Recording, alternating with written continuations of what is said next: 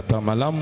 Toi qui parles mieux que les hommes. Bongo yo lobaka malamu koleka batu. Toi qui enseignes mieux que les hommes. Bongo yo lakisaka malamu koleka batu. Toi l'enseignant par excellence. Yo molakisi abonga be. Encore une fois, Seigneur, Mbala moko lisusu kolo. voici dans ta présence. Tala biso na kati ya bozalisi na yo. En plus, c'est pourquoi tu nous as amenés ici. Kokisa tina nini oyo memiso na bisika oyo. Pour ta parole, Nyonso pona liloba na yo. que l'on se Tosengi pe tobondeli. dise Amen. Basantu baloba iyo. Amen. Iyo no ezokoma awa te.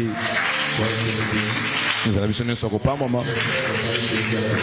Bongo zala moyena na ngai pesa moto na ndeko aza pene na yo. Sois béni cet après-midi. Le bazala akopamba na sima na nzanga lelo. Toi que tu es réellement béni cet après-midi. Yo nzimi ki opamba na sima nzanga lelo. Si tu le crois, nous acclamons encore. Soko nzimi yango tobeteli lisusu nzambe maboko ya koleka. Ima. Mettez-vous pour la gloire de Dieu. Tovandi pona lokumu na yawe. Nous poursuivons notre enseignement sur le vaincre l'esprit de la pauvreté. Tozali kokoba na malakisi na biso na oyo etali kolonga molimo ya kimobola. Nous bénissons le Seigneur pour la faveur et la grâce qu'il nous accorde. Tozali kopambola nkolo mpo na ngolu mpe motuya azali kopesa biso. Le mystère et le système du monde. Ya kososola mabombami mpe esaleli ya molongo.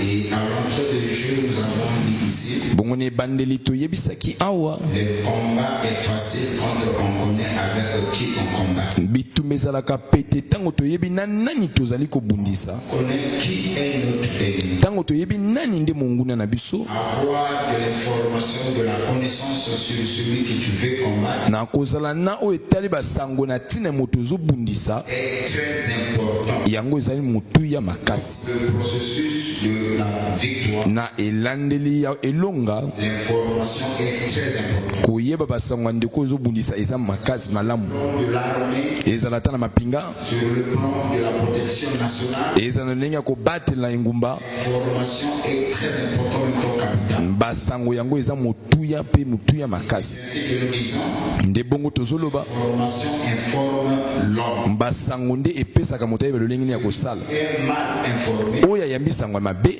il sera déformé. ye nde awa kotambola malamu te. Et il y a une personne qui m'a posé la question, Moto moko vous a parlé, mais je n'ai pas saisi la atuninga motu na bitata olobi kasi ngani na simbi mabanzo malamu te. Pendant hier, je ne le vois pas aussi. Bongo nde mokolo eleki mpe ape lelo namoni te. J'ai pris tout le temps possible, lobi eleki nazwaki ntango na nga nyonso essayer d'éclairer l'opinion.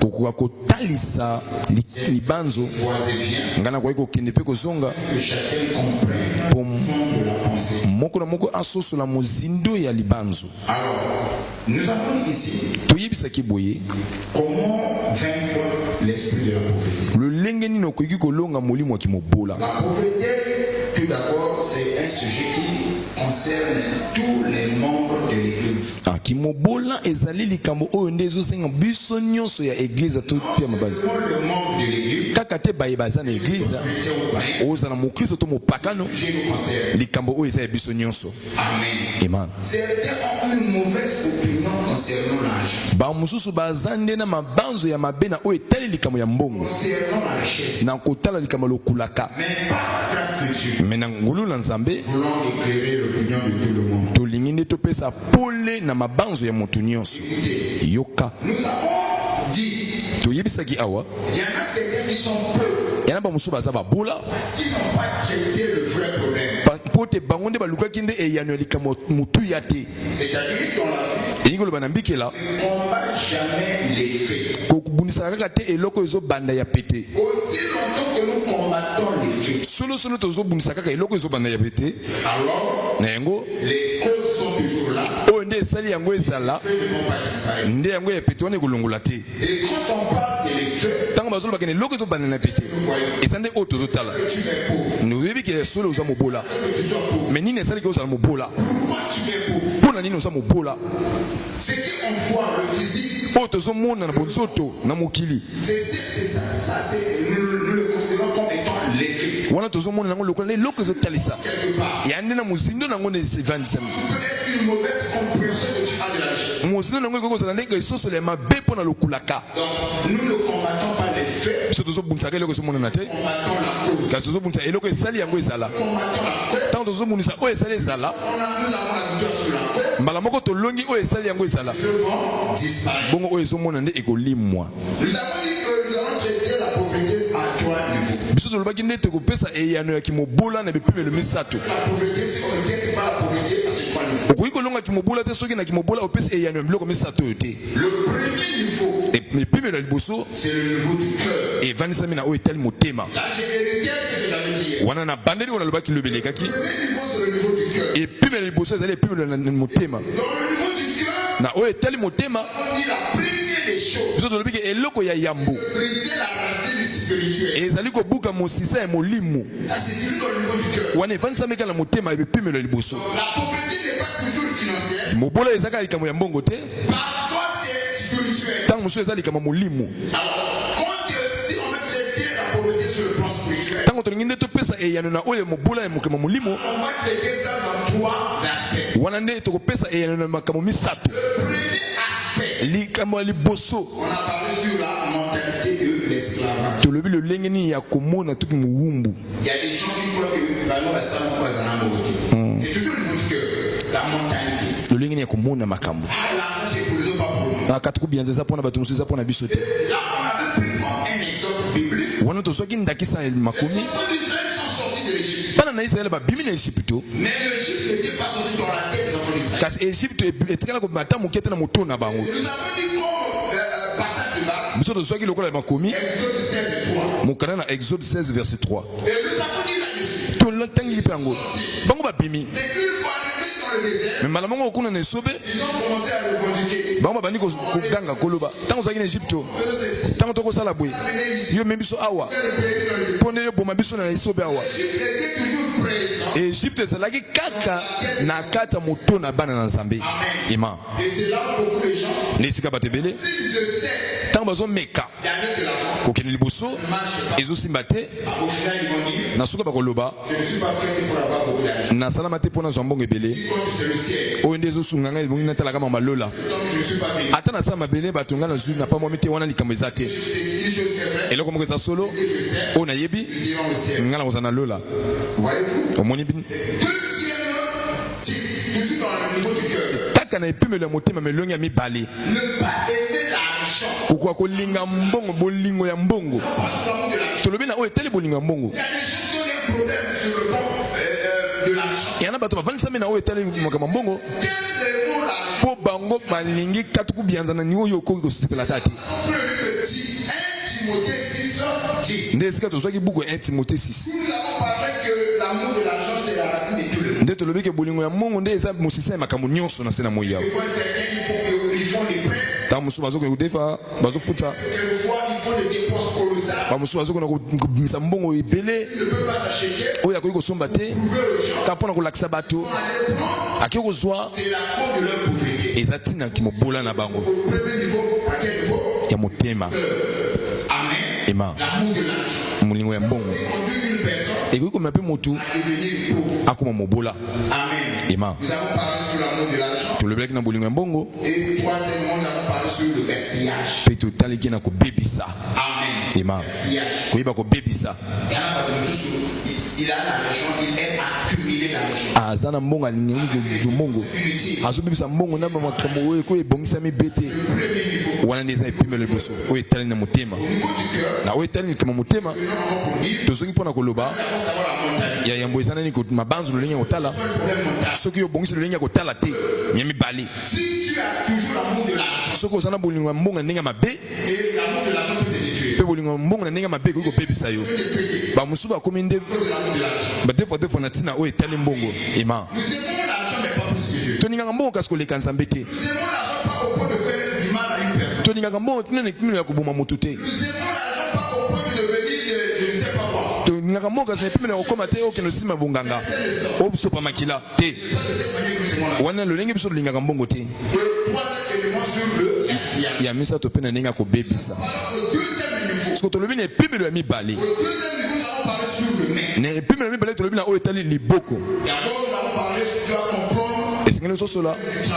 likama mosala et travaille plusieurs séquences. kosala pe koyeba kolona. Amen. Ema. C'est le deuxième niveau sur le. On est pimelo mibali na oitali maboko. Alors, tu dois comprendre, nous avons parlé sur le 4 lois. Et sengene ososola ke tolobi ke na mibeko mine. La première loi, Mobeko ya liboso c'est la loi de la sémence. tolobi na mobeko ya kolona. Amen. Ema. Sur la loi de la sémence. Mobeko ya kolona. Là, nous avons dit celui qui sème un peu mentionnera aussi. Wana tolobi ke oyo alonaka mokie ye mpe nde akobuka mpe ndambo. Ta compétence, lolenge na makasi lolenge na kosala business, makambo na yo c'est ta sémence. eza kona na yo. La manière dont tu le sèmes, lolenge ndenge yo ozosalela yango cela veut dire. nde lolenge yo kopambwama. Amen. Je peux même acheter ton potentiel. nakoki kobakisa ata oyo oza nango eza kona na yo. Tu sais dresser. ya motu oyo oza nango oyebi kokanga suki oyebi kosala eloko moko wana nde kona na yo. Comment est-ce que tu le sais? lolenge nini osalaka yango. J'ai vu des coiffeurs, namoni bakati suki des coiffeuses. bakangi suki ya basi Avec la lèvre. Nous soyons à la tête, ça l'a lobby. Mais la manière dont tu sais, lolenge yo ozolona na eza lolenge mpe nde yo kopambwama. donc comprendre le 4 lois. sosola mibeko mine Sémence. mobeko ya liboso eza nde ya kona Non, sur la loi du travail. ya mibale eza mobeko ya mosala. La loi du travail. mobeko ya mosala La main intelligence s'enrichit. bongo loboko oyo nde ezosala nde ezofuluka Au deuxième niveau qui est les mains. kaka na epimelo ya mibale eza ya maboko. On parlait sur la sémence, tolobi na oyo etali kona la loi du travail. lolenge ya kosala Et au dehors de la loi du travail, na kolongola mobeko ya mosala. la loi de la dette. tolobi na mobeko ya kodefa Et sur la loi de la compétence. bongo na mobeko ya koyeba kosala kobimisa oyo eza nango nde wana tolobaki lobi. Maintenant, si parmi ces trois, ces 4 lois, soki na bamibeko mine oyo yo oyebi yango malamu te yo kozalaka mobula na bomoi. Amen. ema Amen. amen. Et c'est là où nous avons dit, nde bongo tolobaki tous nous aimons l'argent. biso banso tolingi mbongo Vous savez le savoir, est-ce pourquoi tous ne sont pas des riches? motu na eza ya koyeba bongo mpo na nini biso nyonso toza bato alokulaka te. Quelqu'un qui aime l'argent mais qui ne passe pas à l'action. bongo bamosusu balingaka mbongo kasi nde ayebi nde koluka mbongo yango te. Ils ne veulent pas mettre en action ou en valeur les compétences qui se trouvent. aza na lolenge akoki kozwa mbongo kasi alingi kotia yango na motu ya te mpo akoka kozwa mbongo ye azali koluka. Troisième niveau, nous avons parlé sur la sagesse. epimelo misato tolobi na likambo etali bwanya C'est que Dieu te donne avec sagesse. koyeba kosalela malamu oyo nzambe apesi yango na bwanya. N'apparaissez pas, il faut être. komilakisa kaka te me esengeli ozala. Les gens sont pauvres. bato baza babola Ils ont mal compris l'argent. mpo bato basosoli mabe likambo ya mbongo. bamosusu baza babola Ils gèrent mal ce que Dieu leur donne. mpo bazotambusa mabe oyo nzambe apesi bango. Trois choses qu'on avait parlé, trois niveaux qu'on avait traités hier. tala bipimelo misato oyo topesaki eyano lobeleki. Aujourd'hui, nous allons parler, parce que j'avais promis, lelo tokolobela na pote napesaki elaka le type des riches. lolenge ya bato alokulaka. Quand nous parlons, Dieu est riche, Dieu est riche. ntango tozoloba ndeko aza na okulaka aza na mbongo ebele Parlons de cette type des riches. na kolobela na lolenge sambo ya bato alokulaka na oyo etali bibilia. Tu vas choisir quel type de riche que toi tu veux être. yo nde moko okopona lolenge nini ya moto alokulaka oyo olingi ozala. Demain, bongo lobi nous allons parler aussi d'un élément très important. tokoloba mpe na oyo etali eloko moko ya motu ya makasi. Je crois qu'avec le peu de mots que j'ai eu à dire, na banzike na motu na liboso na lobi vous avez compris. me ososoli Sur le premier point, na motono ya liboso posez la question qui n'avait pas saisi le message. bandeko bapesanga motu oyo balobi keno bango bande bamonaki mabanzo bayokaki malamu te. Avant que je puisse entamer le message d'aujourd'hui, yambo nako koloba lite ya lelo j'insiste encore. nayiki mpiko Certains qui sont pauvres parce qu'ils gèrent mal ce que Dieu leur donne. bamosusu baza babola mpo bazotambusa malamu te oyo nzambe apesi bango. Pauvres, bamosusu baza babola ils ne travaillent pas. mpo bazokosala te. Amen. D'autres qui sont pauvres, bamosusu baza babola et ils ont une mauvaise opinion concernant l'argent. mpo baza na elongi ya etaleli mabe na oyo etalikama mbongo.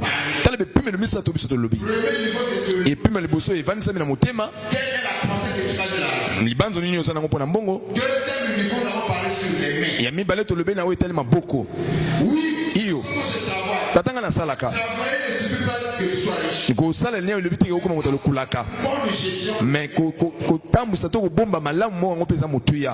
Amen. ema Gérer avec sagesse. koyeba kobomba na bwanya Voilà les trois choses. Si tu peux traiter cela, wana okoki kopesa yano nango la richesse sera ta partie. lokula ekozala nde libula na yo. On va traiter une amène. Alors aujourd'hui, nous allons ajouter le 7 types Lelo selon la Bible. tokobakisa ndenge sambo ya bato alokulaka oyo etali bibilia. les 7 types riches. lolenge sambo ya bato lokulaka oyo etali biblia. Quand on parle des riches, c'est une personne qui a des avoirs. Ntango bazoloba na moto lokulaka eza moto aza na biloko ebele. Quand on parle des avoirs, Ntango bazoloba na biloko des biens ekoki kozala bandako biloko ezomona financiers, ya mbongo immobiliers, ya bandako to ya mituka il possède des choses. oyo aza na biloko na se na moi ya bato nde ye moto aza na lokulaka. Il montre 7 types de riches. kasi biblia ezotalisa biso lolenge sambo ya bato lokulaka. Premier type de riche qui la Bible montre, moto ya yambo oyo biblia ezotalisa biso moto lokulaka insensé. ezali nde moto lokulaka ya zoba. Le riche insensé. moto lokulaka me ya zoba. D'après Luc chapitre 12, le verset 16 à 21. Lisons la parole du Seigneur dans le livre de Luc 12, de verset 16 à 21. Je lis au nom du Seigneur. Et il leur dit cette parabole. Les terres d'un homme riche avaient beaucoup rapporté, et il raisonnant en lui-même, disant: que ferai-je, car je n'ai pas de place pour serrer ma récolte. Voici, dit-il, ce que je ferai: j'abattrai mes greniers, j'en bâtirai de plus grands, j'y amasserai toute ma récolte et tous mes biens. Et je dirai à mon âme: mon âme, tu as beaucoup de biens en réserve pour plusieurs années. Repose-toi, mange, bois et réjouis-toi. Mais Dieu lui dit: insensé, cette nuit même ton âme te sera redemandée. Est-ce que tu as préparé pour qui cela sera-t-il? Et il en est ainsi de celui qui amasse des trésors pour lui-même et qui n'est pas riche pour Dieu. Parole du Seigneur. Donc, le premier type de riche que la Bible nous montre, moto ya lokulaka liboso biblia ezotalisa biso eza moto ya mokulaka me ya zoba. c'est quelqu'un qui a travaillé d'une main inlassable. moto nde asali ebele liboko ne epemaki te, Toujours la belle sur la asali mitoke ekiti ye mingi na sa mabele. parole, nous allons voir, Na wana tokotala il a une source. eza na liziba. La source, c'est la terre qui a produit. liziba eza na mabele nde epesi ye na lolenge makomi totangi. Le deuxième problème que cet homme riche a, likama mibale oyo moto ya mokulaka oyo aza nango, aza nde na baposaka ya ye moko, ye abanzaka kaka mpo na ye moko. troisième des choses, ya misato lokola likambo oyo likomi etalisi biso, il n'a point de vision pour aza na emoniseli ya lobi te. Amen. Ema Sa vision se limite seulement sur la terre. emoniseli ezosuka kaka na sa mabele. Il est riche aza na bokulaka pour lui-même. mpo na ye moko, Il a travaillé. asali C'est fait. ya solo, Terre a produit. mabele mpe eboti, Mais il n'est pas riche pour Dieu. me kasi nde aza na lokulaka te mpo na nzambe. Le petit des riches, kasi milongo ya liboso ya moto alokulaka eza lokulaka ya zoba. ceux qui sont riches pour eux-mêmes. baye baza na lokulaka mpo na bango moko. Amen. Ema Et qui amassent de l'argent, oyo bazozwa mbongo des maisons, bandako mais qui ne donnent jamais la dîme même à Dieu. oyo bapesaka ata moko na zomi te na nzambe, Qui ne prédit pas les autres qui sont dans le problème. oyo bapambolaka te bandeko baza na kati ya makambo, Pour lui, c'est ce que lui veut. oyo ezotala mpo na ye ezaka oyo alingi ye moko kaka. Il est riche, aza moto alokulaka insensé. lokulaka moko oyo nde ya zoba. Insensé. mokulaka moko ya zoba Personne qui travaille dur, ya moto asalaka na makasi ne nyonso, une main inlassable. na loboko elembaka te etikaka te, Mais le problème, me kasi likambo la vision, c'est seulement sur la terre. emoniseli na ye esuki kaka na mabele, Il ne sert pas dans le ciel. alonaka te mpo na likolo C'est un riche homme. ya zoba. C'est le premier type de riche. lolenge ya liboso ya mobola Deuxième type de riche. ya mibale lokola mokulaka. Le riche avare. mokulaka oyo azoloba ebele, Avare. avar aval Avare. aningala nayebi te papa. En lingala. Oyazana le tosso ya mulongo. Merci. Il est riche, mais un riche avare. aza na lokulaka me aza na posa ya mbongo ya koleka, elingi koloba Il peut avoir des milliards. akoki kozala na mbongo ebele, Il veut encore en acheter. ye alingi kaka abakisa lisusu. Le problème va avec les riches ici. eza na likambo nde ezomona na bato ya lokulaka, Les hommes même que lui-même peut pas dormir. aza na bandako tuluku me ye moko akoki kolala ata nango te. Quand tu arrives, Dieu nous a fait de façon à vous attaquer ici comme vous pouvez la Amen. mais Dieu avait 15 voitures. Autant d'appeler. Les voitures sont là. Et ça, ouais, non? Alors, pour embellir la parcelle. Karande est bon, ça le pang. Tu as une maison. Autant de Tu ne peux même pas contrôler. attends, on sous le bas, sous tête à confondre à péter. Mais quand tu écoutes ces gens-là parler, Tant qu'on se rabattu dans le bas, ils se plaignent. à zomi le bas. J'ai besoin de l'argent. Nana posa mbongo, nana posa mbongo. Ce sont les riches avant. Et ça bata le kula kaba na posa mbongo ya koleka. 6, 9 à 10. Et nous allons ajouter deux versets. Jacques 5, 1 à 3. Les riches avant. 1 Timothée 6, 9 à 10. Ne savez-vous pas que les injustes n'hériteront point le royaume de Dieu? Ne vous trompez pas, ni les impudiques, ni les idolâtres, ni les adultères, ni les effémines, ni les infâmes, ni les voleurs, ni les cupides, ni les ivrognes, ni les outragés, ni les ravisseurs n'hériteront le royaume de Dieu. Jacques 5, le verset 1 à 3.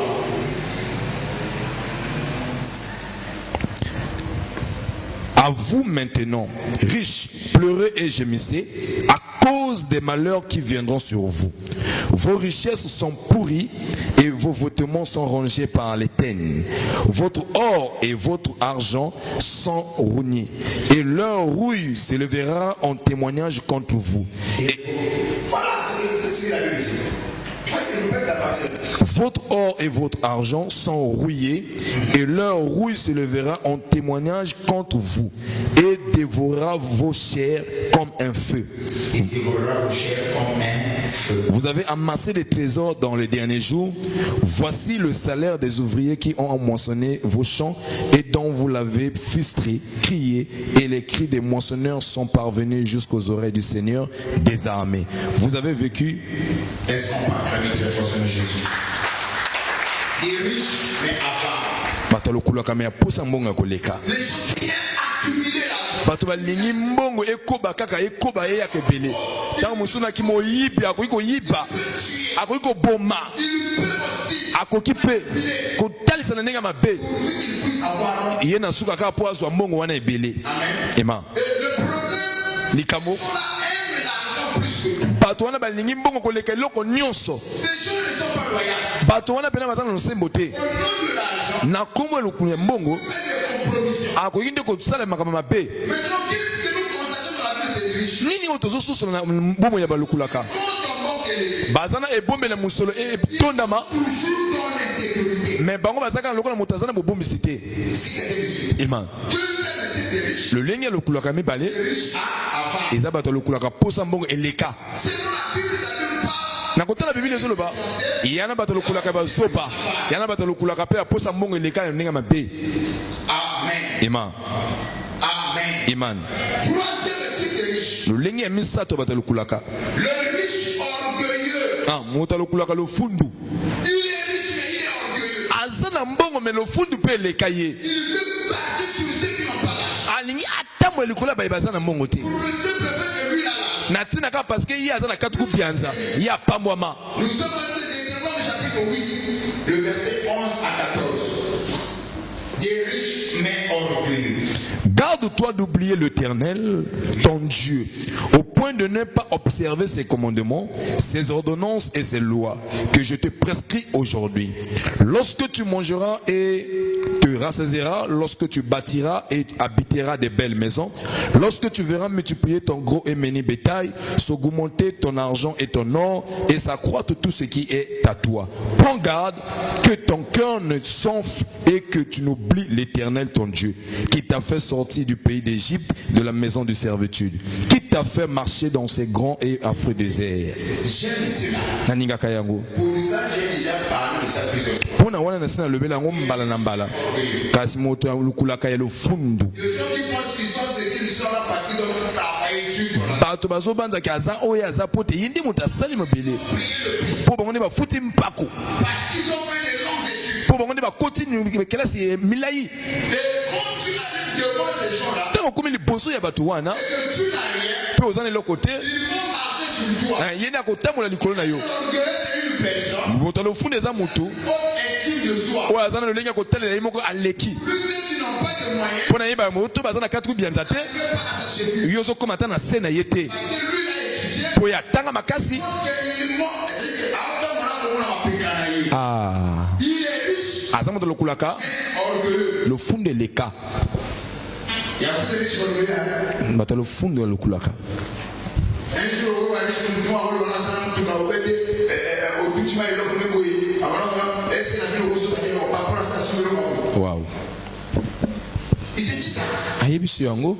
Oui, mais on ne peut pas envoyer avant voir sur le semi-mur, on a envoyé. Avant la programmation, est-ce que je vous là? Vous voulez avoir ça? Asi so pour ça Il est riche, mais orgueilleux. dans le kulaka ya le fond. Waouh. C'est le type de riche. Non ya misaki. Pas des orgueilleux. Oza la bata le fond te. La Bible dit que Dieu résiste aux orgueilleux. Biblia zo ba kenzamba boya bata le fond. Pe ya sala ka ngolu na bata mikitisa. Nzamba pamolio mikitisama. La Bible, je donne un conseil. Na pese toli. Celui qui a Oya sana ngo Dieu, na oyo tali nzambe. Biblia le bibwe. comme s'il n'a pas. Oya sana ngo asala lokola sana ngo te. C'est que monsieur. Bongo. Au Salakate, le Kola Yo, l'équipe va te non. Bon, lui, on a un bon, vous avez un bon, pourquoi elle peut être en c'est une manière à vous savoir. Il y a pour le gouvernement, il y a pour te dire, c'est ça qui a des problèmes. Ndi one zusa na makambo ya. Tu es riche, mais orgueilleux. Oza na kulaka mekasi mo le fond. La peine à ses enfants. Bongo so nzamba lubia lubana bana na ye. Et non, mon week, Na mokana na détenant 8. parce que tu l'as vu. Mango to kotanga. On va lire le livre. To tsa kotanga yango. Écoutez, Yoka. Azo bana bana na ye ba beni mo mabanzo. vous verrez, Tango bino bokomona ko fuluka. gros et menu bétail. Bongo ba nyama na bino pe na bino ya bilanga. Bolo bate Ma force, bokasi nanga. mon intelligence, Pena mayele nanga. accuse Yango epesinga biloko yo. pas le dernier ton Dieu. Ko bosa na te kolo nzambe na yo. Donne la force Wazo peso bokasi pour toutes ces choses. ya kozana biloko yo. C'est quelqu'un de sûr. Bongo papa. Donc, par là, nous avons vu des riches, mais orgueilleux. Tomona yana bato lokula kaka se lo fundi. Le riche juste. Waouh. Le riche juste. Moto ya lokulaka e musembo. Il est riche. Azan lokulaka Il est juste. pe aza malamu. Genèse chapitre 13, le verset 2. Abraham était très riche en troupeaux, en argent et en or. Ok. Il dirigea ses marches du midi jusqu'à Bethel. Ok. On dit que Abraham était pauvre. Non. Les gens pensent que servir Dieu doit être pauvre. Bato azo banza ke kosala nzambe sengo za moto mobola. Wow. Wow. Les gens pensent que ceux qui ont Dieu, ce sont les gens qui doivent avoir une vie de la médiocrité sur la terre. Bato azo banza ke bato bazo nzimela nzambe za bato so baza na bomo ya mabe na sena mo yawa. Ça va suivre ton esprit. Tango yo kozwa mbongo yango ebebisi molimo na yo. Ça va détruire ton option. Mbongo ndeko bebisa epakwa na yo. Mais tous ceux qui ont foi sont fils d'Abraham. Bato nyonso baza na kondima baza bana ya Bahema. Bongo te? Or, est-ce que vous le croyez à cela? Ema. La Bible dit tous ceux qui ont la foi sont fils d'Abraham. Biblia ezo bato nyonso baza na kondima na nzambe baza bana na Bahema. Abraham azalaki lolenge nini? Abraham azalaki mobola? Abraham azalaki mokristo lokola ngai na yo. Mais la Bible dit qu'Abraham était riche, Biblia elobi ke Abraham azalaki moto lokulaka makasi. extrêmement riche. Azalaki na lokulaka ebele Malgré sa richesse, atako lokulaka na ye. était juste. Abraham azalaki na bosemu aki malamu. Avec toute la richesse qu'Abraham possédait. Na lokulaka nyonso ezalaki ya ye. Abraham était comment? Abraham aki ndenge nini? Il est juste. Et on trône d'Abraham. Kolongola na Bahema. Plusieurs chrétiens dans la Bible. Eyana bakristo ebele na Biblia. Pas la personne chrétienne, Potala tina lipamoli. c'est d'Abraham. Amen. Lipamoli ya bakristo eza ya Bahema. Soki ya Bahema azalaki na lokulaka aki pe moto malamu. Le type de riches, des riches. Bata mine oyo etali na lokulaka. Moto lokulaka malamu. Mais il était comment? Juste. Juste. Il y a aussi Job. Et puis na Yobo. Job 1. Job chapitre 1, verset 1. On dit au Dakar. Kolongola na Bahema ya pe na Yobo. Il y avait dans le pays de Uz un homme qui s'appelait Job. Et cet homme était intègre et droit. Il craignait Dieu et se détournait du mal.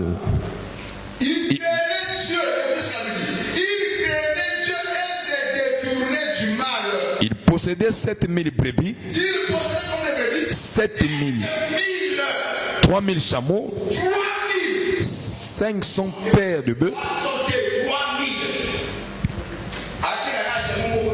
Non, 3 000 chameaux. Bongo. Mais il avait toutes ces choses-là. Aki na biloko nyonso. Cinquième type de riche. Le riche paresseux.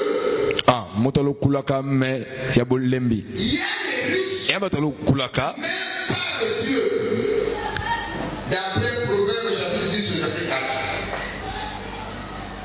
Proverbe 10, le verset 4. Celui qui agit d'une main lâche s'appauvrit, mais la main des diligents enrichit. Proverbe 21, 10, 17. Proverbe 21, 10 à 17. Non, Proverbe 21, verset 17. Ok. Celui qui aime la joie reste dans l'indiligence. Celui qui aime le vin et l'huile ne s'enrichit pas. En nous parlant des riches mais paresseux, Tango tozolo bana batalo kulaka me ya zoba. ce sont des gens qui ont hérité. Ya bato musuba sangola. Ils sont riches par L'État. hérédité. Bango ba Ils ont hérité. azan lo kulaka mende asangola. Tout à fait. Tata na sala makasi. Ils sont une famille. Abimina libota oyo. O tata kina monge bele. Tata ekubumbu tata na yakina monge bele. Ya sangoli yango. Ya salite. Il aime la joie. Alingi esengo. Alingi bomoi. Aza moto ba feti. C'est riche. Aza moto lokulaka kasi ndi alemba lembele. Il a hérité cela. Ye asangola yango. Ou bien il est riche par chance. Autant aza moto losangoli ndeka na oyo bimeli Les choses avec Dieu, les bonnes choses n'existent pas par grâce. nangolu. Il a été à côté d'un homme bien. Aki na pene pene moto moko ya malamu. Ouvert les issues. O kwa kufungule be ikuke. Et il a bénéficié de certains privilèges. Ye asangoli na makambo mosusu ya malamu. Il ne fait rien de sa vie. Asala keloko te mona bomwene. Manger, boire, Kolia komela basi wana nde likambo na ye. paresseux. Moto alokulaka me lembele. Paresseux dans la vie. Ozala bato balembele te. Est-ce que quelqu'un peut me donner un amen bien? Ema. Ton amen n'arrive pas jusqu'ici. Est-ce que tu peux me donner un amen bien? Il est riche, il ne travaille pas. Aza moto alokulaka me asalaka te. Tout son travail, c'est des choses qu'ils font. Mosala ne nyonso ezaka bato basalaka. Mais il est riche, mais paresseux. Aza moto alokulaka me lembele. Bato alokulaka me balembele. La plupart des riches paresseux, Mingi ya bato alokulaka lembele. Ya nde bato basangoli. Bango basangola nde lokulaka ya tata na ye ya libota. il est là tout au bout de la boisson. Ta moso aza pene pene kaka masanga basi. La richesse est là. Lokulaka eza wana. Il peut manger, Ye ka kolia. mais il n'agit pas si tu manges. Ye asalaka te mpo na yango emata. Est-ce que quelqu'un me suit? Ima. Sixième type de riche. Des riches, le riche générosus. Le riche générosus. Bato alokulaka oyo basungaka. Il est riche. Aza moto alokulaka me ayebi kosunga. Ceux-là, Ba wana quelquefois, ils ne possèdent pas beaucoup de biens. ntango mosusu baza nde nalokulaka mingi te ya koleka. Mais il est riche, Aza moto alokulaka généreux. me na motema ya kosunga. Générosus. Nous sommes dans le livre de Actes chapitre 10, le verset 2. Exemple de la veuve de Séréta, Ce de Corneille. kote na gone Il y en a plusieurs. baza ebele Des riches bato alokulaka qui sont très généreux. me bana motema ya kosunga. Ils ne possèdent pas beaucoup. Ntango mosusu baza nango ebele ya koleka te. Que Dieu leur donne. Ndambo nzambe apesi ye. Partage avec les autres. Ye akabolaka yango na bato. Est-ce que quelqu'un me suit? Amen. Ok. Acte 10, 2. Cet homme était pieux et craignant Dieu. Avec toute sa maison, il faisait beaucoup de monde au peuple et pria Dieu continuellement. Bandela Kotoan. Cet homme était pieux et craignait Dieu. Cet homme était pieux. Moto azalaki na malamu Et non Dieu. mpe azalaki kobanga nzambe. On parle de Corneille comme étant un prosélyte. Ah bazoloba na Corneille lokani mopakano. Et quand on parle de prosélyte, Ta bazoloba na mopakano ce sont les étrangers et ya bapaya mais qui ont embrassé la foi juive. ke batende bayambane kondima ya bayuda. Et la Bible dit Bible ezoloba qu'il était un créant Dieu. ye azalaki mobangi nzambe. Il pratiquait la loi juive. Azalaki kotambola mobeko ya bayuda. Et il ne se limitait pas seulement les pratiques. Asukaki kaka te na kotangola misala. Il va encore plus loin. Bongo Bible etalisi susu boye. Il faisait beaucoup de monde. Azalaki kopesa mabonza ebele na babola. Mais la Bible ne parle pas de sa richesse. Hein. Bible elobi te na lokulaka na ye. Porter à- Bongo ye azalaki na boye batikeli koloba bongo te. La Bible c'est un livre de précision. Bible ezali nde buku oyo ezotalisa likambo. Attends pour donner à quelqu'un. Soki ozozala mpo opesa moto Avoir un esengeli ozala yango ebele okopesaka te. 1000 francs. Soki na 1000 francs On le fait 200. okoki kolongola ata 200 te mpo opesa ndeko na yo ata bapesa mbongo ebele okopesa moto ata mbongo ebele te. Soyez le riche. ozala bata lokulaka Généreux. bana motema kosunga. Il y a un bateau, bazar, on a un amour. Même 5 euros, on peut ça, moi, 25 euros. Vous pensez que c'est avec les bureaux que tu vas donner? banene bamilio nde yo kopesa. Soyez des riches, hein? Généreux. Généreux. bata lokulaka me motema ya kosunga Comme Corneille. lokola ndeko corneille L'aveugle de Séleta. bongo lokola nde mwasi akufela mobali ya serapta. Voilà l'histoire de l'aveugle de Séleta. ontanga nazomona mwasi akufela mobali ya serapta.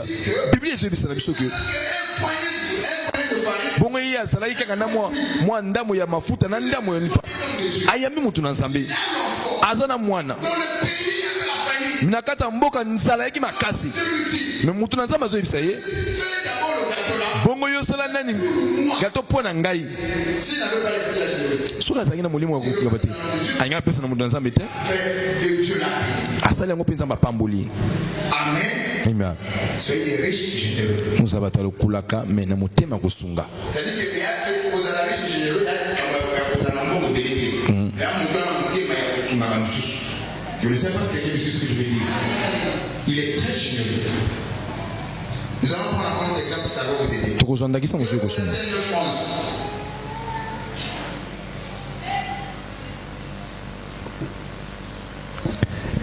Vous serez de la sorte enrichis à tous égards pour toute espèce de libéralité qui par notre moyen feront offrir à Dieu des actions de grâce. Ah, voilà comment est-ce que le premier église a commencé. Omoni église ya ebandaki Comment est-ce que les gens étaient généreux. ndenge nini bato bakina motema ya kosunga Les gens avaient la libéralité. bato bazalaki na bopeta kopesa Même l'apôtre le dit dans certaines épîtres, ata kotoma azoloba yango na makomi mosusu c'est à cause de leur liberté. bato mosusu na ntina ya maboko motema na bango ya kosunga Berger des anges, balalisa bamwanze to bayamba bamwanze parce qu'ils étaient généreux. po te bazalaki na motema ya kosunga. Amen. Ema Et il y a aussi Barnabas, ya mpe na ndeko barnabas ce qu'il a posé comme acte de touche. oyo asalaki lokola likambo esimbaka ngai esimbaka nga makasi Ils sont chants. atekelanga na ye Bénir le peuple. mpo na pambola libota. Dans le livre de Actes chapitre 4, le verset 36. Sixième type de riche. Wow. Joseph surnommé par les apôtres Barnabas, Écoutez, nous sommes toujours au 6e. Ok? Le riche généreux. Oui. Joseph surnommé par les apôtres Barnabas, ce qui signifie fils d'exhortation, lévite originaire de Chypre, vendu un champ qu'il possédait, Il a vendu un champ que lui possédait. apporta l'argent et le déposa aux pieds des apôtres. Bon, ok. Pourquoi il y a la Bible, hein? Vous avez la Bible, hein? Il en a eu un champ, il nous a basé c'est son propre champ à lui. Il a vendu cela. Il a teki yango. Parce que dans l'église, il y avait des démunis. Pote na kati église akina bato bazangi mbongo. Akina bato bazangi na mokoki te. Bande kwa basi mbali bako sala te. O bazangi na bomo ya kozanga. Ye akotekelanga na ye. Il prend tout l'argent. Azwi mbongo nyonso. Porte cela à l'église. Amemi yango na église. Il est déposé au pied des apôtres. Ayi kotika yango na makolo bantoma.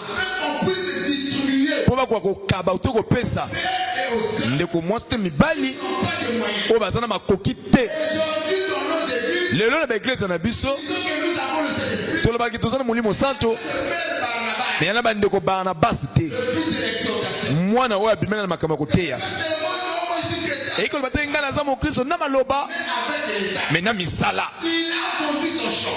atekelanga na ye Il n'a pas pensé à sa vie. abanzi na bomoi na ye moko te ata na bana na ye te me kasi na bandeko ne ya losambo Mais aujourd'hui, lelo dans nos églises, na eglise na biso c'est bon, il sait porter ma ndeko ya mwasi moko akosala alata elamba mabe bakotuka ye bakoloba mabe mpo na ye na ntina koyeba pe te ntango mosusu aza na lolenge te kosomba ata bilamba oyo alati na esika kotuka ye me pesa ye lolenge ya kosomba yana bandeko basi na eglise oyo basalaka eloko te agissait comme le frère Barnabas. kosala lokola ndeko Barnabas Il a vendu son champ.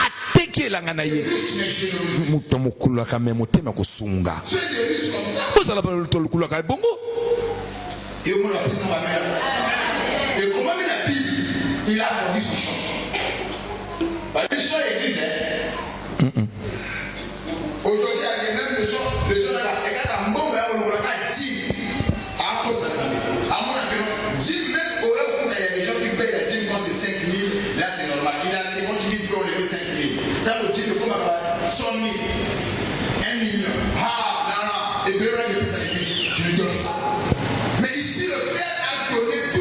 awa ndeko ateki elanga na ye Les apôtres ne sont pas là. bato baza wana kutu te Il prend tout là-dedans. azwi mbongo nyonso amemi yango na matoma Et Dieu aussi. nzambe na likolo On va dire non. akoloba te Oui, à Barnabas, ce n'est pas sa famille qui a donné. eza libota na epesi ye te Là, frère Robert Ologa, Joseph le chiffre. Joseph Comment on a dit Joseph? surnommé par les apôtres C'est la frère. Ok, il m'a goûté.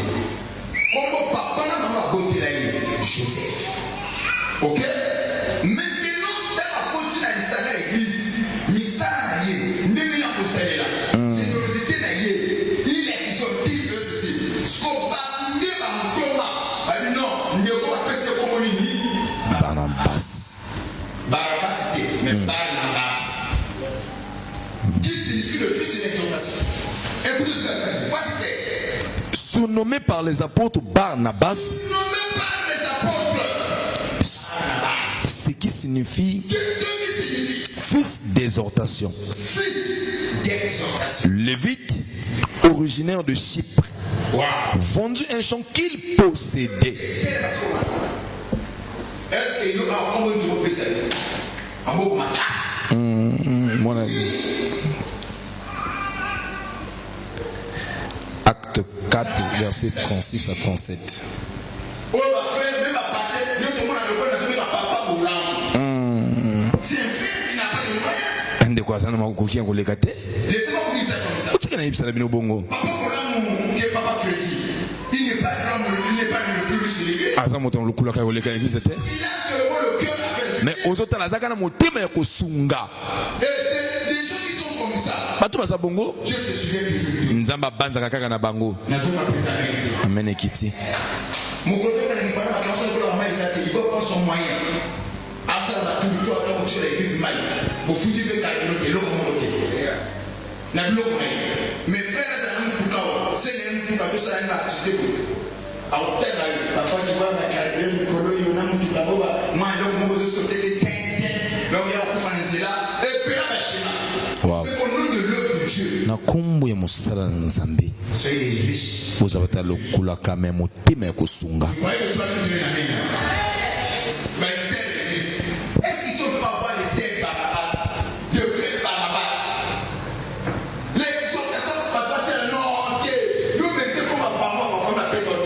On a un cœur malade, tu as le cœur quand même. Tu soutiens, tu aimes les autres. osungaka baninga Tu n'es pas riche pour toi-même. oza moto alokulaka mpo na ye moko te na bandakisa ebele Mais nous parlons septième riche. tokoloba moto alokulaka esambo Le riche pauvre. moto alokulaka me mobola Le riche pauvre. aza moto alokulaka menaki mobola Wow. Le riche pauvre. moto amokulaka ye mobola Je vais vous expliquer pourquoi le riche pauvre. nakolimela bino mpo na nini aza moto amokulaka naki mobola Apocalypse 3, 17.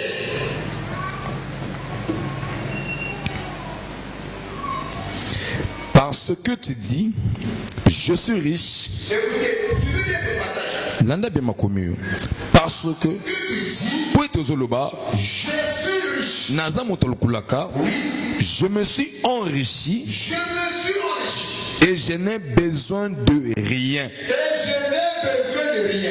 Et parce que tu ne le sais pas, Ah, on explique. Je ne sais pas ce que je suis.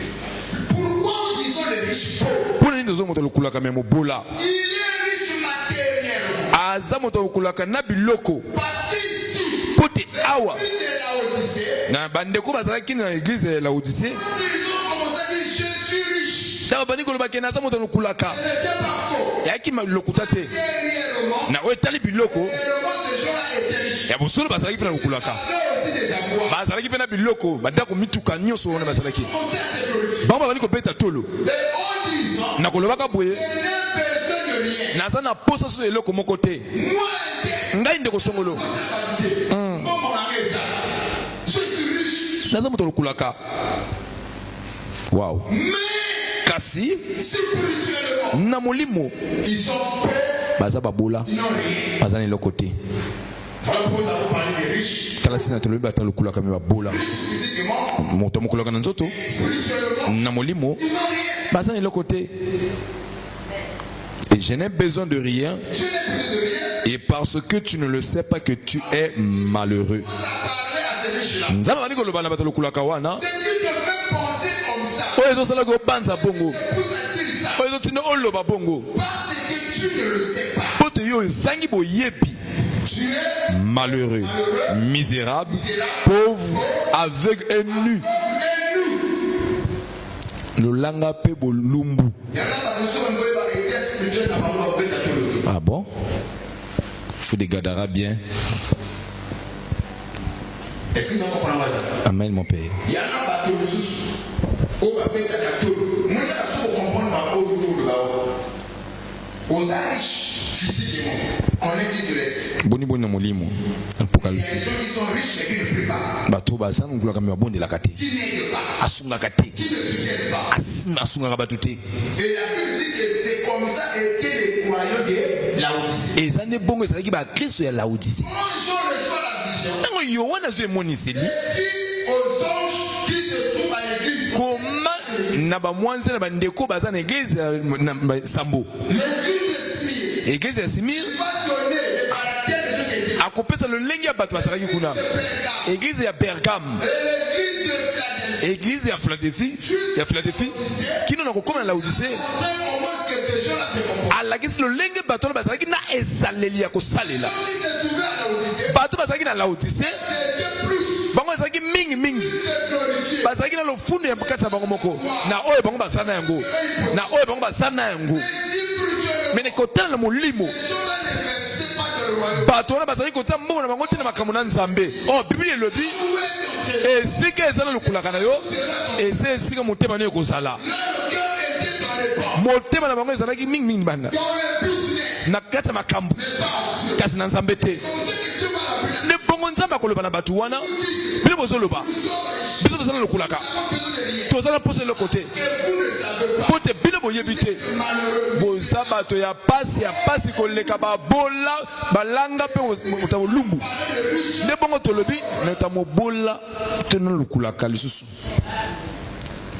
riche physiquement, aza na mokulaka na bonzoto boye kasi mobola na molimo le fait que tu sois pauvre spirituellement, ngai na kosepelaki ozala mobola na boye physiquement, ozala mobola na komona boye kasi nde na molimo ozala moto alokulaka parce qu'un pauvre, celui qui reçoit toujours là, qui aime recevoir, oningaka kaka koyamba nyonso balobaka que Dieu vous bénisse. na mapamolo apocalypse 3 17 Nazoka pesa amen na ote. amen Nazoka pesa amen na ote. amen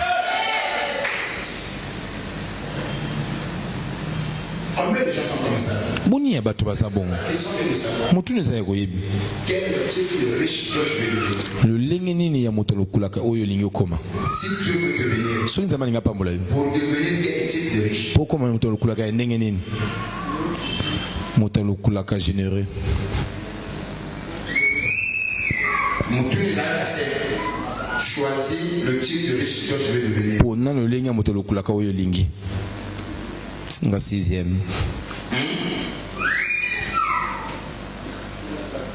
Suppose à partir de là, eza na nzela na wana de même quand nous allons maintenant rejoindre sa base, lobi ntango nini kolobela vous maîtrisez oui, oui, parce que non, je serai quel type de riche?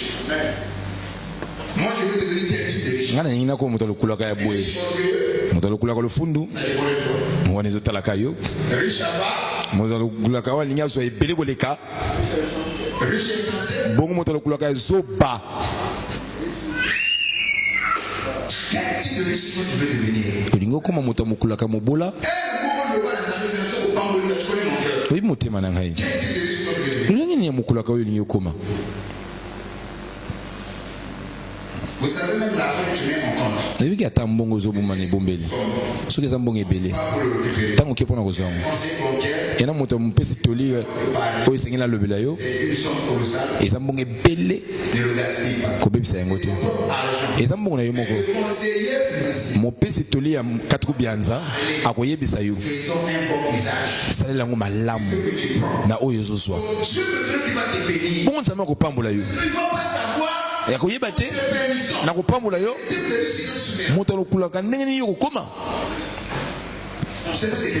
ima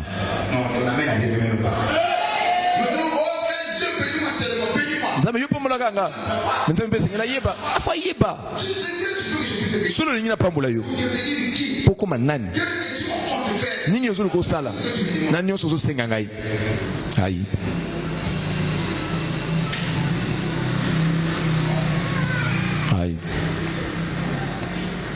Là, il n'y a pas les amis. Le lingue nini motalo kulaka. Motalo kulaka zoba ya posa mbonga koleka.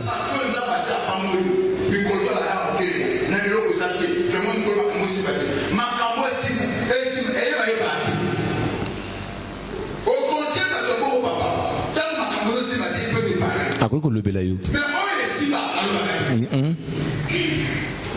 Akomi baba. Atalo kulaka zoba ya posa ko nzwa nyonso. Tango basana makambo. Suli makambo za soute. Te? Aya so église te? Même ça église comment la église? Ah. Abosani nzela bureau. Des riches essentiels. Batalo kulaka zoba. Batalo kulaka linga zo nyonso. Bongo muto kulaka le fundo. Muto kulaka sembo. Riche par le ciel. Muto kulaka lembele. Muto kulaka motema kosunga. Po muto kulaka mobola. Le lenge nini na mokulaka oyo lingi okoma. Ya poni tu nyonso.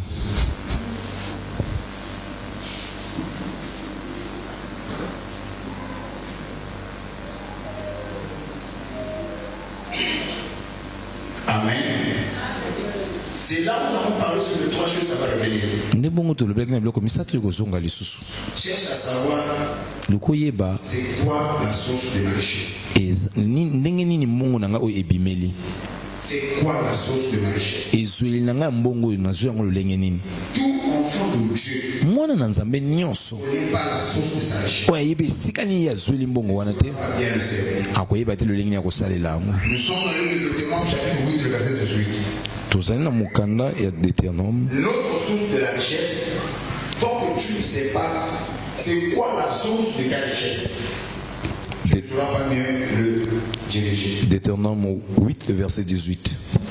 Souviens-toi de l'Éternel, ton Dieu, car c'est celui qui te donnera de la force pour les acquérir, afin de confirmer, comme il le fait aujourd'hui, son alliance qui agirait à tes pères. Tout chrétien doit avoir la conscience que tout ce que j'ai, mon Christ nyonso sengela zana mabanzo ko simba monake nyonso nazana ngo ewuti epa na nzambe. Nzambe aza mopesi na nyonso nga nazana ngo. Kozanga nzambe na kwa kozwate oyo nga nazana ngo. Ne bongo pole akoloba. Nini nga na yambi? Onga na yambi na nzambe te. Ona sali. Eza nzambe. Tratima pole akoloba subwe. Albike na koki nyonso na oyo azo batela ngai. Nzambe aza esika nyonso ko pesa ebukulaka na yo. Soki na yebike esika mongo nanga nyonso bimelaka eza nzambe na kokoma moto le fundu te. Na kokoma moto le fundu miso bato te. Na kozala zoba te. Na koloba te ema na ngai. Yo zana makambo bloke uli ebele. Sepela te. Na kotikala koloba ngo ata mokolo moko te. Ngani na koloba nkolo. Na koloba kolo. Kozanga yo. Na kwa kozala na oyo nasana ngo te. Soki na zana oyo nasana ngo eza ngolu na yo. Deuxième chose. Eloko mi parler. Je parlerai à mon cœur. ne puisse pas m'éloigner de Dieu. Que l'argent ne puisse pas m'éloigner de mon Dieu. Wow. Tu as le travail. Tu as ta paix. Nzamba pamboli, nzamba tomboli. Mais que ce que Dieu te donne, Maintenant, on nzamba zo pesa yo. t'éloigne pas de Dieu. Comment musika na été?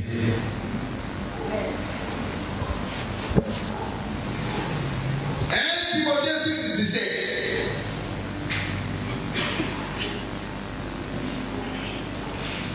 1 Timothée 6:17 recommande aux riches du présent siècle de ne pas être orgueilleux. Recommande aux riches au présent de ce siècle de ne pas être orgueilleux. Et de ne pas mettre leur espérance dans des richesses incertaines. De ne pas mettre leur espérance dans les richesses incertaines. Mais de la mettre en Dieu Mais de la mettre en Dieu. qui nous donne. Auquel Je parlerai à mon cœur que l'argent ne puisse pas t'éloigner de la parole. Alors j'écoute. Moi c'est yoka. Quand tu verras Tango komona l'église se développer église comme ebele et que tu auras beaucoup de biens. pe yokozana biloko ebele Ton cœur ne s'éloigne pas de la parole. motema na elongola maloba na nzambe te C'est pas ta façon d'être. kobongola lolenge ya kozala te Je crois que ça devait nous s'appuyer. na banzaki kozala pe libondo na ye mbongo Les biens tokulaka ne t'éloignent pas de Dieu. ekitumoso mosika na nzambe te Aux riches personnes de ne pas mettre leur expérience dans des richesses incertaines. Est-ce que nous apprenons à ça? ma Nazoka présamenti. Nazoka présamenti. Nazoka moi je vais faire tout ça. Moi je suis en train de faire tout ça. Après l'église quand tu avais des problèmes, mais une fois un bon vous allez, nous au moins l'église. Faire l'église de manger pour les occupations. Même c'est ceux qui a des occupations qui gèrent le pays, il a même le temps pour aller à l'église. Ça sort. Donc il y a plus que ça. Mais puis on a le choix. Il n'a pas le temps pour Dieu, mais il a quand même le temps pour les macarons. Il a quand même le temps pour prendre un pot avec les amis. C'est le temps avec Dieu que lui n'a pas. Il ne faut pas me dire que tout le long de la journée, nous allons au salle à Camille, Balaka, Togo, 17, tu n'as pas un temps pour toi. Au lieu d'aller ye machine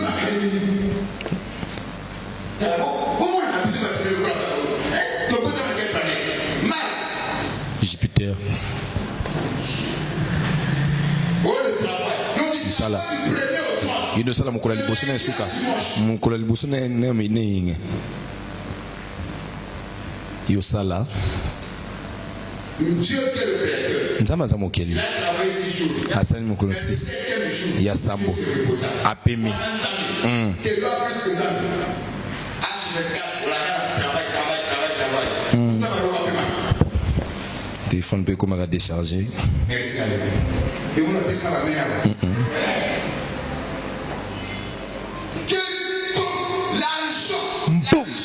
le kulaka ne puisse pas te donner de Dieu. ekoko longolo te na nzambe Que ton cœur motema na yo ne s'éloigne pas de la cause de la richesse. eza mosika te na nzambe na koza kulaka La troisième chose à retenir, ya misato osengi osimba c'est l'impact. eza nde ntango nkombo na yo ekosala ekomata makambo ozosala ezokende L'impact. bambano ya nkombo na yo Dans l'impact, na kati ya bambano oyo ezosala te dire dans ta tête, esengi loba na moto na yo je suis le réservoir naza eyambeli oyo ezobomba ou un canal tout béni. to elekeli oyo ezopambola Prière ce soir. libondeli yanga na poko ya lelo Réservoir qui doit garder la bénédiction de Dieu. ozala eloko ekoki kobomba lipambolili ya nkolo Un réservoir, ebombeli c'est là où eza esika garde les biens babombaka biloko malamu babombaka biloko pour impacter les autres. mpona nde bambano emonana likolo ya baninga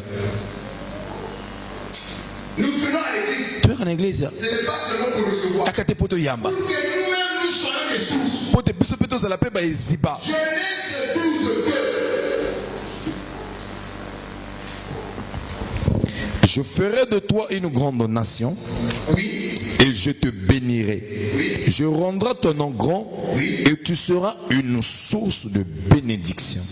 Dieu promet à Abraham Nzambe azolaka Abrahama de faire d'Abraham akosala na balema une source de bénédiction. liziba lipamboli pour les autres. pona baninga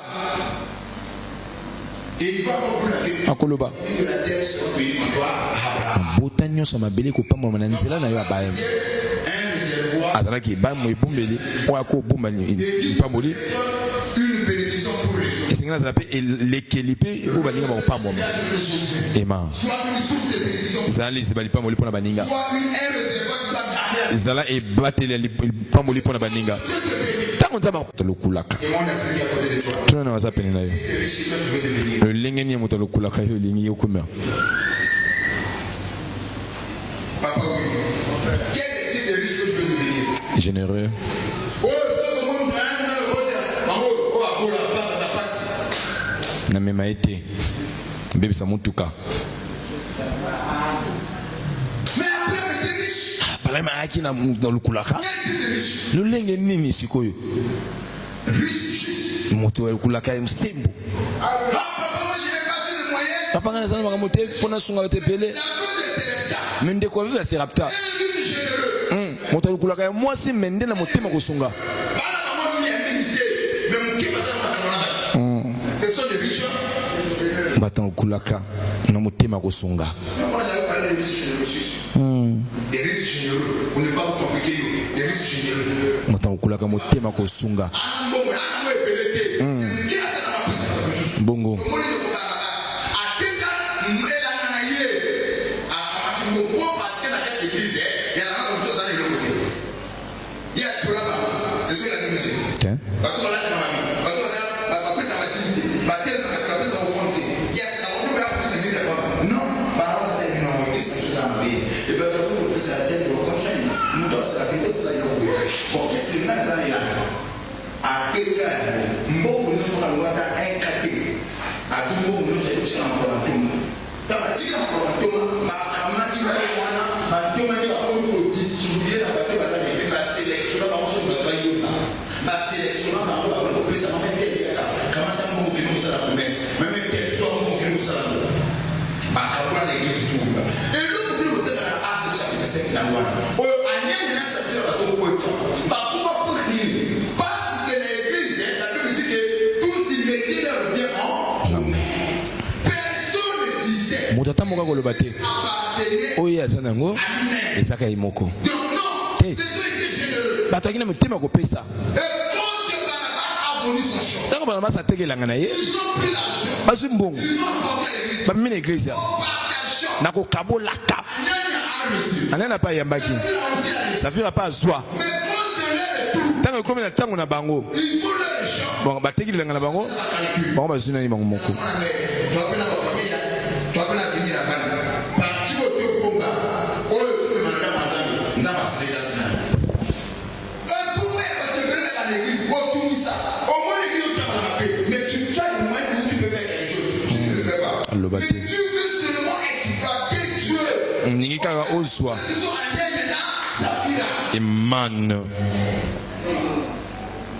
les gens prient pour toi bato azobondela mpo na yo les gens t'essaient bato abondelaka mpo na yo les gens te reçoivent bato bayambaka yo quand tu as des problèmes ntango oza na makambo quelquefois tu es désordre c'est-à-dire tu es déprimé ntango mosuku ozoyeba lisuku te te toute la prédication oyo oyoki liteya ça te force epesi yo makasi tu as des combats wana bitumba on te soutient baza wana mpo na yo quand tu as l'argent ntango oza na mbongo tu oublies les personnes qui prient pour toi yo wana libosani bato na yo te tu dis quand tu es déprimé oyo bakopesa makasi ntango nzunzu esilaki yo et tu de peur on va gagner maintenant Saphira ya bomo okoma nane na safira yayo kutu obombi te omemi yango nde na barestaurant na baboite il y a des gens qui savent comment jouer au pauvre bato mosusu bayebi ndenge nini asalela ye mpe aza moto ya mobola bata bato mayele leka il y a des gens qui savent pas il y a des gens qui savent pas l'église à cause de la système il y a Gabouanite ah oui mais Gabouanite même si c'est Gabouanite amen so pesa na amena pesa na pesa na amena pesa na Gabouanite les Gabouanites bagaboanite c'est un peuple qui a utilisé la musique eza libota oyo ezali mayele na mabe ils ont appris ntango bango bayoki les Gabouanites sont sortis bana israele babimi na egypto ils vont passer par eux bakoleka na nzela na bango to na etando na bango pour les nations banguma nyonso bandeko ejebe égyptien basangani po babungisa bana israela bakabete bango balobi liboto eza na nzambe biso tokoki kotelema esongo na bango te biso nde esengeli tosalela mayele mabe lolenge nini basali bazwi bilamba kala basaki ya kala bilamba epasuka batie na nzoto na bango baye liboso ya Yoshua toza libote uti mosika toyoki oyo nzambe akokisi na bino biso toyi nde kosala bondeko na bino Yoshua nakomona bilamba na bango nakomona basapatu na bango bongo baza kakao kote bazoleki yana bato aza moto lokulaka maninga lakisa loko aza mobola tanga ye na iglesia adimine na chemise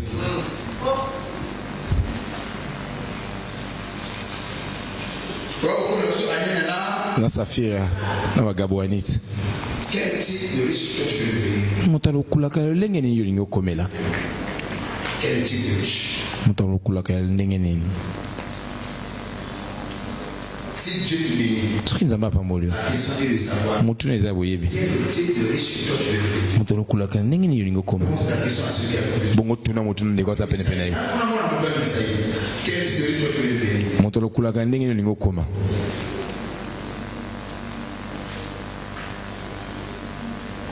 mon père généreux 6e type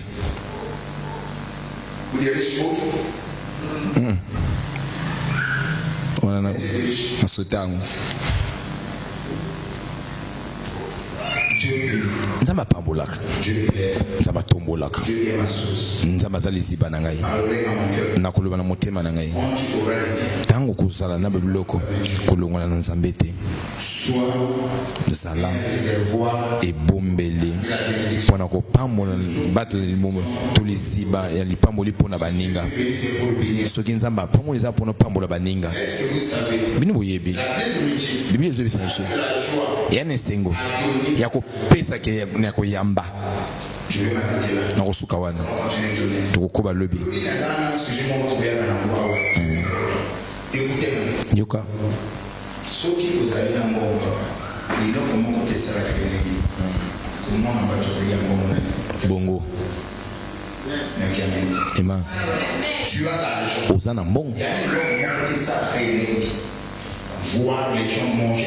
ozomona bato azolia mpe na mbongo na yo c'est ça la esengo moko boye bato baye parfois yo tonditondje yo sali et ça même si ça va moko esengo vous allez riche de votre esengo mais ce pas riche essentiel riche à quoi non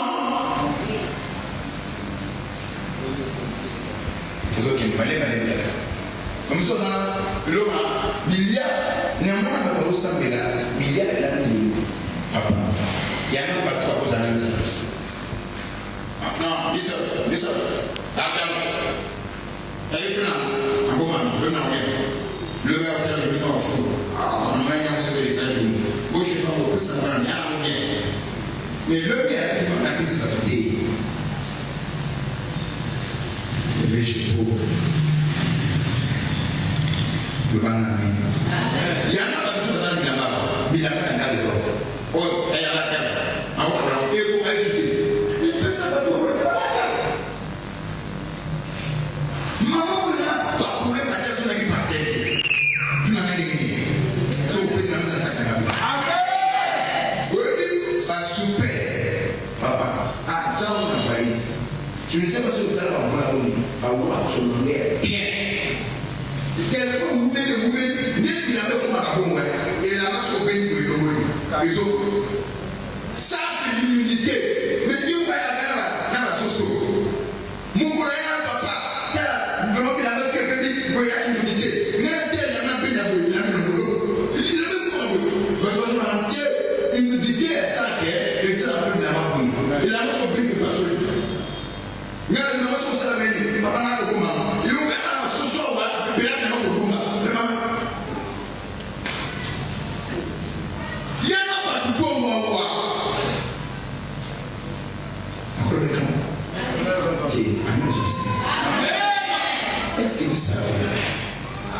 spiritualisé. Bongo.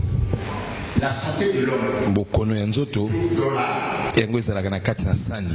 La santé qui est maladie qui est malnutrition. On peut dire dans ma pays. Mon toi préféré en Haïti. À ce moment-là, il y a donc moins de dépenses. C'est là où on dit que l'air contient quoi? Les microbes. Car il y a qui est dans la sauce. Pour les ma voiture, pousser les hommes, le colonie, les sauces. Yo somiamo, bâtir mayonnaise, autour de tel ou fruit. Début de la maille. Petit, dans notre mboko. Mboko qui est malade. Maladie aussi de photo. Au pays, au pas passer la table. Ah bon? Tu pouvais préparer manger bien à la maison. Déposer ma 5 minutes pour laver. Oh. Betela nzambe maboko makasi. Les gens peuvent faire la tombe en apana. Bon, ça va nous la barbe. Oh. Pour que ça nous vienne à la barbe. C'est la pas la peine de nous le faire là. Maman qui passe, ne mange pas ça. Mais pas nous la boîte, mais pas la maman. Nous ça la papa pour les nuits. Nous ça la papa pour les nuits.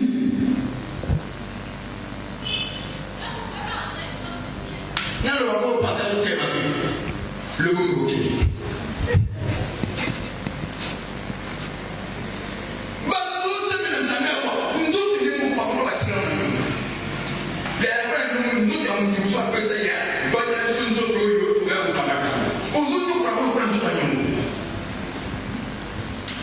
Président Boulou, écoute bien.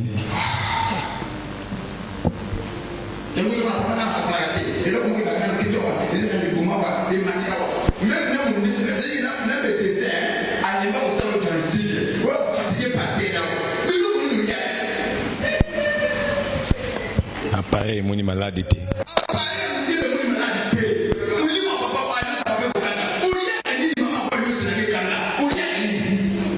Ma casse na convertir spirituelle.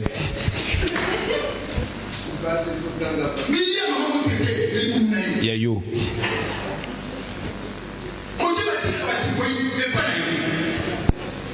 Il va couloir à Nyonson.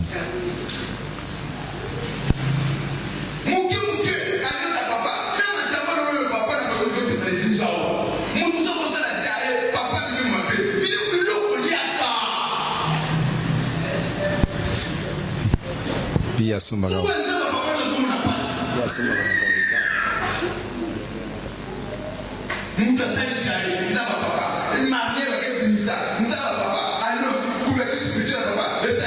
Les Ganga.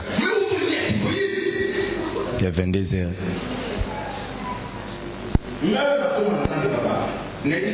C'est pas c'est un discipline. Viens de l'eau, papa. Tout ça, vous faites mal. Mais le l'eau, il y a. Les démons, rien à voir.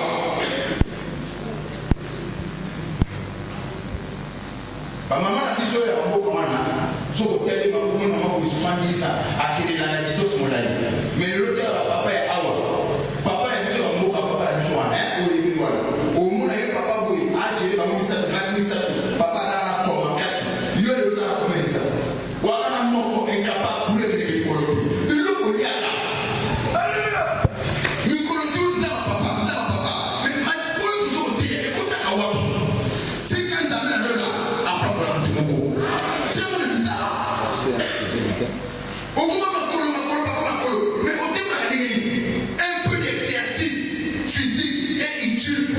Santé. Bon.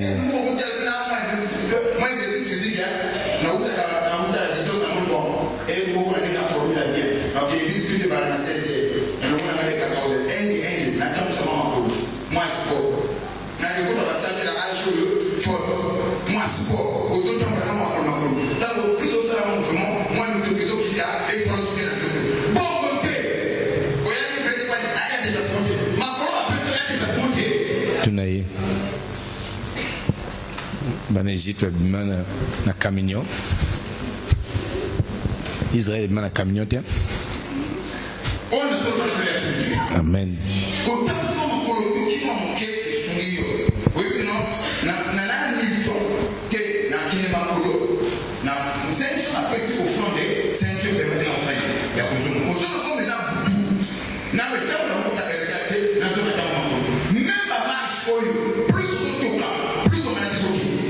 ça.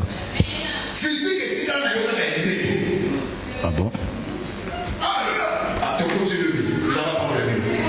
Betila Nzambe Maboko. Oh. Si Paul on a pas pépé la salle à Wana, on dit à Wana et tout ça. Oh. Le lingana ni. Yemoko na me. Vous avez au qui na wala na me forme.